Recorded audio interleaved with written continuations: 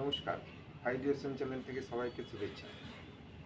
আজকে আমি একটি গুরুত্বপূর্ণ বিষয় নিয়ে আলোচনা করতে যাচ্ছি, যেটি হলো কিভাবে আপনি নিজেকে নিউট্রাল রাখতে পারবেন।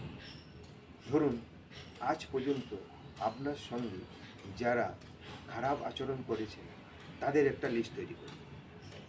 আরেকটি লিস্ট তৈরি করুন, আজ পর্যন্ত আপনি যাদের সঙ্গে খারাপ আচরণ করেছেন।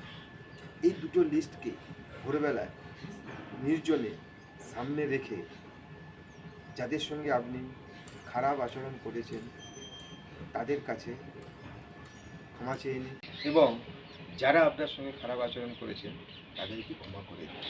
দেখবেন আপনি পুরোপুরি নিউট্রাল, রাগ হিংসা আপনার মধ্যে থেকে আস্তে আস্তে চলে যাচ্ছে।